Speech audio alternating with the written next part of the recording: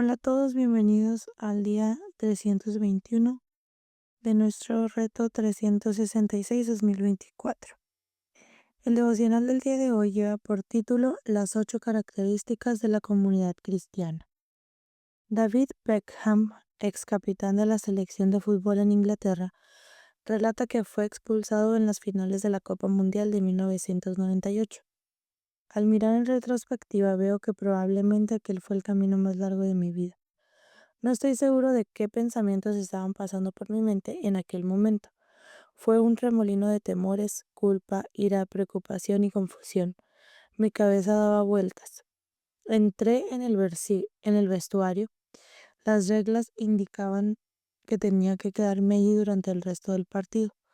Inglaterra perdió y quedamos fuera de la Copa del Mundo. Cuando los jugadores regresaron al vestuario, nadie me susurró palabra alguna.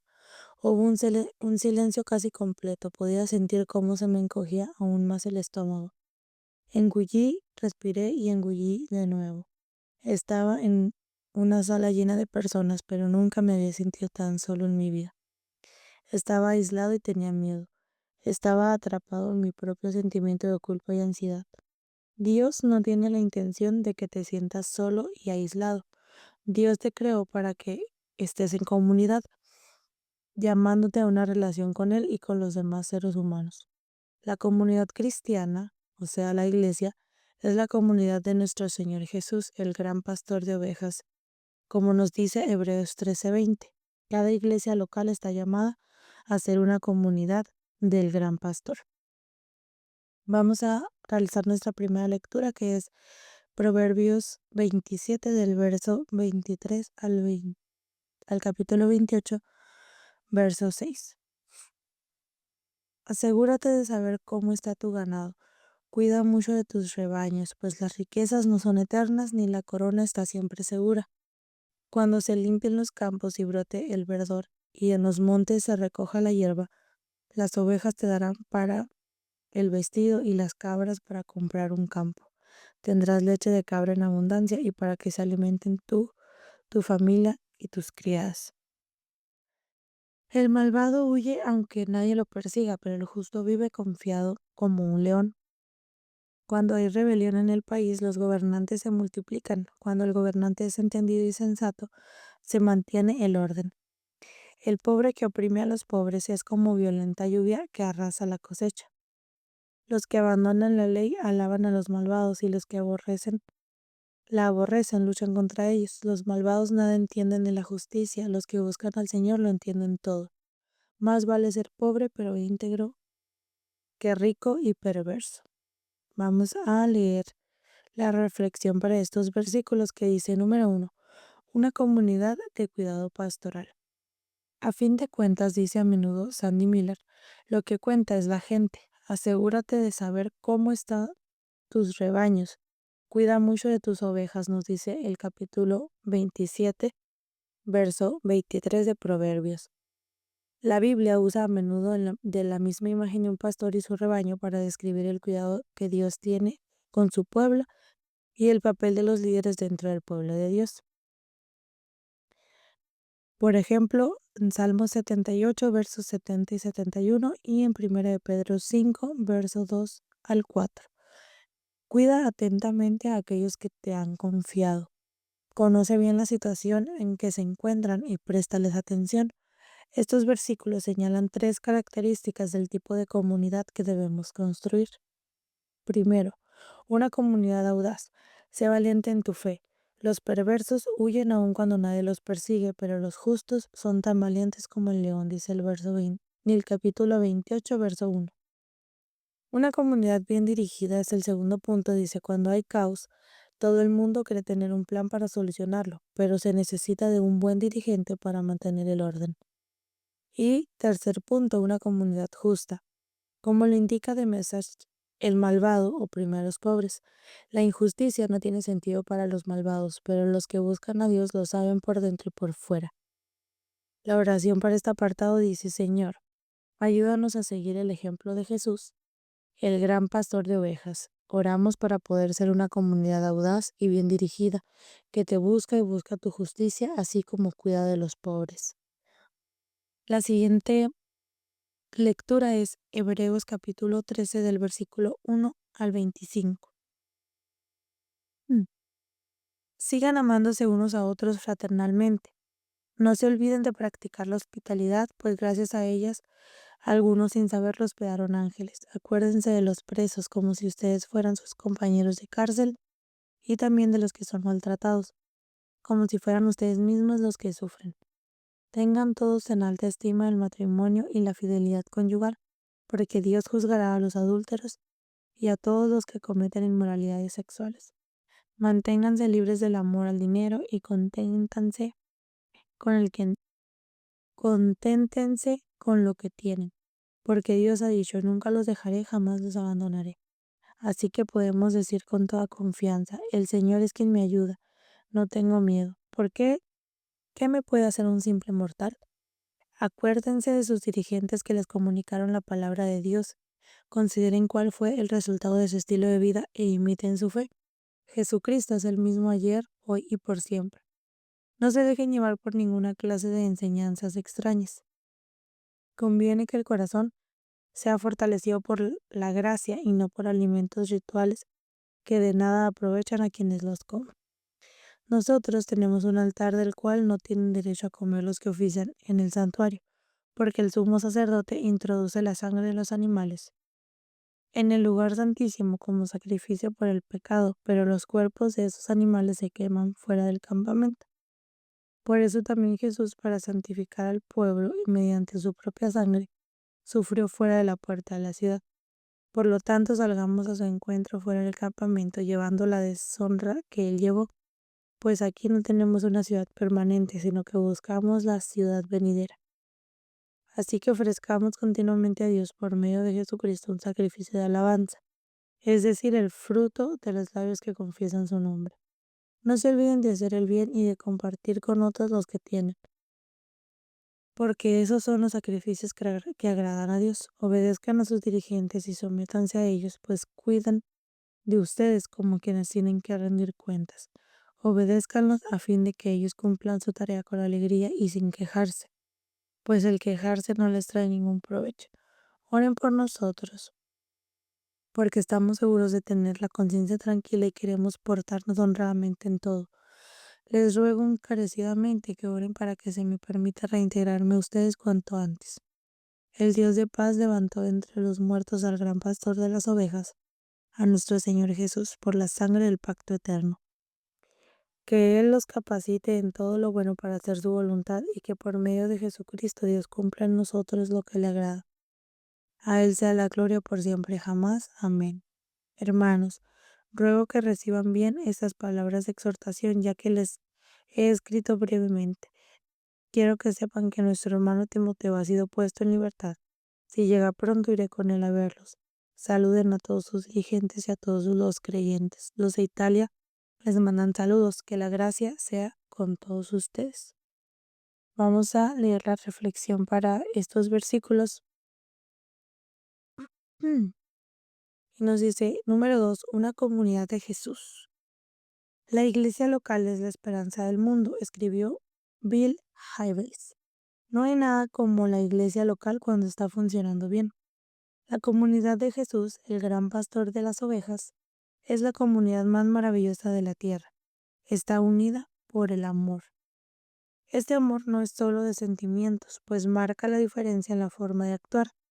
Si quiero saber lo que es amarse los unos a los otros en la práctica como hermanos, el escritor de Hebreos enfatiza aquí 5 rasgos determinantes que deben ser característicos de la comunidad cristiana. 1. Ofrecer hospitalidad. Estén listos con una comida o una cama cuando sea necesario, pues algunos han dado hospitalidad a los ángeles sin saberlo, dice el verso 2, como lo hicieron Abraham y Sara en Génesis 18. Compartir la comida es fundamental para la hospitalidad y la misión. Cuando compartes la comida con otras personas, bajas la guardia, les das la bienvenida a extraños y haces amigos. Número 2. Ayudar a aquellos en necesidad. Acuérdense de aquellos que están en prisión como si ustedes mismos estuvieran allí.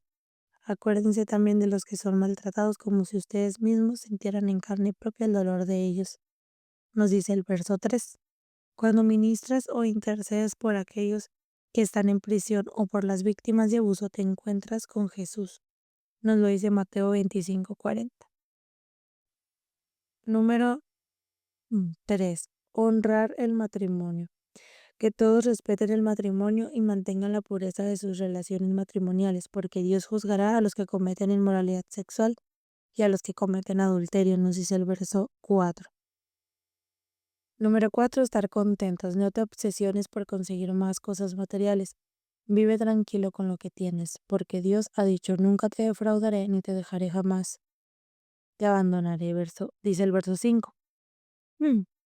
No necesitas tener tu mente puesta en el dinero, porque Dios ha prometido que si fijas tu mente en Él, cuidará de esas cosas por ti. Te promete no dejarte ni desampararte. Número 5. Complacer a Dios. Así que ofrezcamos continuamente a Dios por medio de Jesucristo un sacrificio de alabanza, es decir, el fruto de los labios que confiesan su nombre. No se olviden de hacer el bien y de compartir con otros lo que tienen, porque estos son los sacrificios que agrada a Dios, dice el verso 15 y 16. Estas 3 cosas agradan a Dios: orar, especialmente alabar, servir, hacer el bien y dar, compartir con otros. El escritor también enfatiza la importancia del liderazgo en la comunidad cristiana. Todos estamos bajo nuestro Señor Jesús, el gran pastor de las ovejas. Sin embargo, también hay líderes humanos. Hay 5 cosas que dice acerca de los líderes. Primero, apreciarlos. Valora a todos tus líderes y en especial a aquellos que primero te anunciaron las buenas noticias y cuidaron de ti. Segundo, imitarlos. Considera cuál fue el resultado de su estilo de vida e imiten su fe. Este es un gran desafío para todo aquel que se dedique al liderazgo cristiano. Los demás observan y están llamados a imitar. Un buen ejemplo vale 2 veces más que un buen consejo. Número 3. Ser receptivos a ellos. Sean receptivos a sus líderes pastorales, escuchen su consejo, estén atentos a la situación de sus vidas y trabajen bajo la estricta supervisión de Dios. Contribuyan a la alegría de su liderazgo, no a cargarles de trabajo pesado. ¿Por qué querrías hacer las cosas más difíciles para ellos? Número 4. Ora por ellos. El propio escritor era probablemente uno de sus líderes y los insta: oren por nosotros. No tenemos dudas sobre lo que estamos haciendo ni el por qué, pero es difícil y necesitamos sus oraciones. Y número 5. Acogerlos con agrado. Saluden a todos sus dirigentes y a todos los del pueblo santo. Se supone que tienen que ser recibidos con las palabras con las que termina la carta. Que la gracia sea con todos ustedes. La palabra que resume esta epístola es gracia. Y define también el tipo de comunidad que debemos ser. Es en una comunidad de gracia donde todas las personas encontrarán amor, significado y esperanza. La oración para este apartado dice: Señor, ayúdanos a ser una comunidad de amor, hospitalaria, de ayuda, fiel y contenta. Oro para que podamos complacerte con nuestra adoración, servicio y ofrendas. Vamos a hacer nuestra última lectura, que es Ezequiel, el capítulo 30 y capítulo 31 hasta el verso 18. La palabra del Señor vino a mí y me dijo: Hijo de hombre, profetiza y adviérteles, así dice el Señor y Dios. Giman y digan: ay, aquel día, porque se acerca el día. Sí, el día del Señor está cerca. Un día cargado de nubarrones, día nefasto para los pueblos. Vendrá una espada contra Egipto y Cus será presa de la angustia. Cuando caigan heridos los egipcios, serán saqueados sus riquezas y destruidos sus cimientos. Cus y Lidia y toda Arabia, Cub y el pueblo de la tierra del pacto caerán la espada de Egipto. Así dice el Señor: caerán los aliados de Egipto, se derrumbará el orgullo de su poder, desde Migdol hasta Ausán, Asubal, caerán a filo de espada, afirma el Señor y Dios. estarán desolados en medio de tierras desoladas, sus ciudades estarán entre ciudades en ruinas. Y sabrán que yo soy el Señor cuando prenda fuego a Egipto y destruya a todos sus aliados. En aquel día saldrán en barcos mis mensajeros para aterrorizar a la confiada Cus, y la angustia se apoderará de ellos en el día de la condenación de Egipto, pues seguro vendrá. Así dice el Señor y Dios: pondré fin a la población de Egipto por medio de Nabucodonosor, rey despiadado, rey de Babilonia. Él y su ejército, la nación más despiadada, vendrán a destruir el país. Desenvainarán sus espadas contra Egipto y llenarán de cadáveres el país. Secaré los canales del Nilo y entregaré el país en las manos de la gente malvada. Por medio de manos extranjeras desolaré el país, y cuando haya en, en él, yo, el Señor, lo he dicho. Así dice el Señor y Dios: voy a destruir a todos los ídolos de Memphis, pondré fin a sus dioses falsos. No habrá más príncipe en Egipto, y llenaré de amor la tierra. Devastaré a Patros, prenderé fuego a Zoán, y dictaré sentencia contra Tebas. Derramaré mi ira sobre Pelusia, la fortaleza de Egipto, y acabaré con la multitud de Tebas.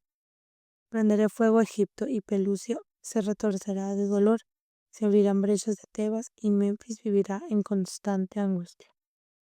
Los jóvenes de Heliópolis y de Bubastis caerán a filo de espada, y las mujeres irán en cautiverio. Cuando yo haga pedazos el yugo de Egipto, el día se oscurecerá en Tafnes, y así llegará a su fin el orgullo de su fuerza. Quedará cubierto de nubes, y sus hijas irán al cautiverio. Este será su castigo, y así Egipto sabrá que yo soy el Señor. El día 7 del mes primero del año 11, el Señor me dirigió la palabra: hijo de hombre, yo he quebrado el brazo de Faraón, rey de Egipto. Nadie se lo ha vendado ni curado, para que recobre su fuerza y pueda empuñar la espada. Por eso, así dice el Señor y Dios: estoy contra el Faraón, rey de Egipto. Le quebraré los dos brazos, el sano y el fracturado, y haré que la espada se caiga de la mano. Voy a dispersar a los egipcios de entre naciones, voy a esparcirlos entre los países. Fortaleceré a su vez a los de los brazos del rey de Babilonia. Pondré mi espada en sus manos y quebraré los brazos de Faraón. Entonces él gemirá ante su enemigo como herido de muerte. Fortaleceré los brazos del rey de Babilonia, y haré que desfallezcan los brazos del Faraón. Y cuando ponga yo mi espada en manos del rey de Babilonia, y él la extienda contra Egipto, se sabrá que yo soy el Señor. Dispersaré por las naciones a los egipcios, los esparciré entre los países. Entonces sabrán que yo soy el Señor. El día primero del mes tercero del año 11, el Señor me dirigió la palabra: hijo de hombre, dile al Faraón, rey de Egipto, y a toda su gente: ¿quién se puede comparar con tu grandeza? Fíjate en Asiria, que alguna vez fue cedro del Líbano, con bello y frondoso ramaje. Su copa sobresalía del espeso follaje, las aguas lo hicieron crecer, las corrientes profundas lo nutrieron. Sus ríos corrían en torno a sus raíces, sus acequias regaban todos los árboles del campo. Así el cedro creció, más alto que todos los árboles del campo. Gracias a las abundantes aguas se extendió su frondoso ramaje. Todas las aves del cielo anidaban en sus ramas, todas las bestias del campo tenían sus crías bajo su follaje, todas las naciones vivían bajo su sombra. Era un árbol imponente y majestuoso, de ramas extendidas. Sus raíces se hundían hasta las aguas caudalosas. Ningún cedro en el jardín de Dios se le podía comparar. Ningún ciprés ostentaba un follaje parecido, ni tenían un ramaje los castaños. Ningún árbol del jardín de Dios se le comparaba en hermosura. Yo lo hice bello y con ramaje majestuoso. En el Edén, jardín de Dios, era la envidia de todos los árboles. Por eso, así dice el Señor y Dios: por cuanto el árbol creció tan alto y ufano de su altura, y se elevaba sobre el espeso follaje, yo lo he desechado, lo entregué en manos de un líder de naciones para que lo trate según su maldad. Los extranjeros más crueles lo han talado y abandonado. Sus ramas han caído en los montes y en los valles, yacen rotas por todos los canales de los ríos del país. Huyeron y lo abandonaron todas las naciones que buscaban protección bajo su sombra. Ahora las aves del cielo se posan sobre su tronco caído y las bestias del campo se meten entre sus ramas. Y esto es para que ningún árbol que esté junto a las aguas vuelva a crecer tanto, para que ningún árbol, por bien regado que esté, vuelva a elevar tu copa hasta las nubes. Todos están destinados a la muerte, a bajar a las regiones profundas de la tierra y quedarse entre los mortales que descienden a la fosa. Así dice el Señor y Dios. El día en que el cedro bajó a los dominios de la muerte, cubrí de luto las profundidades de las aguas, detuve sus corrientes y contuve sus ríos. Por él vestí de luto al Líbano y todos los árboles del campo se marchitaron. Cuando lo hice descender a los dominios de la muerte, junto con los que bajaban a la fosa, con el estruendo de su caída, hice temblar a las naciones. Todos los árboles del Edén, los más selectos y hermosos del Líbano, los que estaban mejor regados, se consolaron en las regiones subterráneas.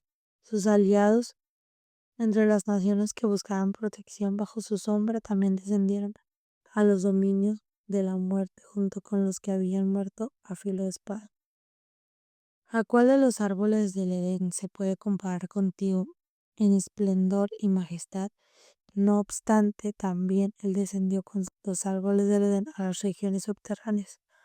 Allí quedó tendido en medio de los incircuncisos junto con los que murieron a filo de espada. Y así será la muerte del faraón y de todos sus súbditos, afirma el Señor y Dios. Muy bien, vamos a leer la reflexión para estos versículos. Mm, que nos dice, número 3. Una comunidad que reconozca, una comunidad que reconoce al pastor. El designio de Dios para su comunidad es que sea un lugar donde los perdidos, los quebrantados y los solitarios encuentren esperanza, sanación y amor. Más adelante en el libro Ezequiel habla de un pastor que es gobernante nacional. En una profecía acerca de Jesús dice, entonces les daré un pastor que los apacentará y será su único pastor. Sin embargo, en el pasaje de hoy,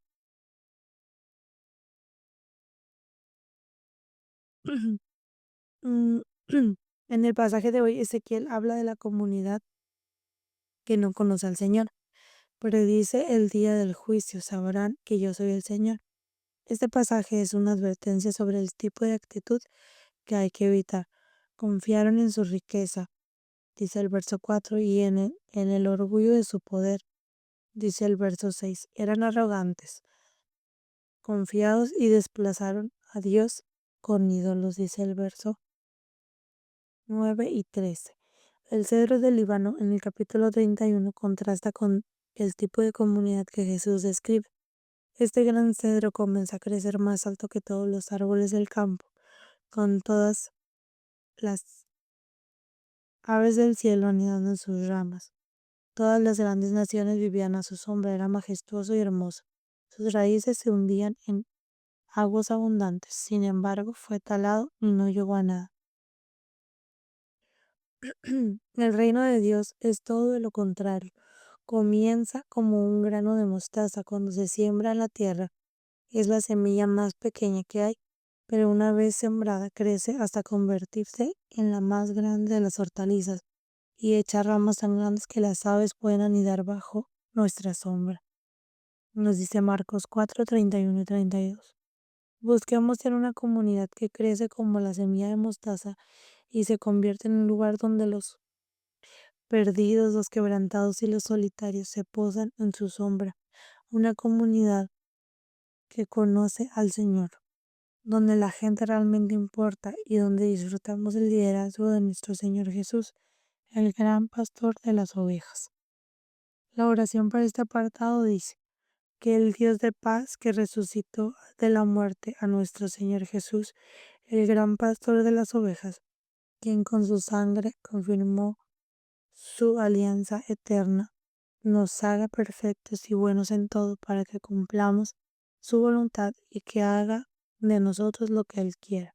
Por medio de Jesucristo, la gloria para siempre a Cristo. Amén. Dice Hebreos 13, 20, 21. Pipa añade, según lo que dice Hebreos 13, 5, conténtense con lo que tienen. No te obsesiones con conseguir más cosas materiales, vive tranquilo con lo que tienes. A menudo busco en mi armario y no puedo encontrar exactamente lo que estoy buscando. O estoy en un supermercado y pienso que en el carro de alguien que está más lleno de comida que el mío parece más fascinante. Pero la Biblia dice, conténtense con lo que tienen. Amén. Esto es todo por nuestro devocional del día de hoy. Te invito a que tomes un tiempo de reflexión, que tomes un tiempo de oración personal y que compartas este devocional con alguien que creas que le puede ser de ayuda.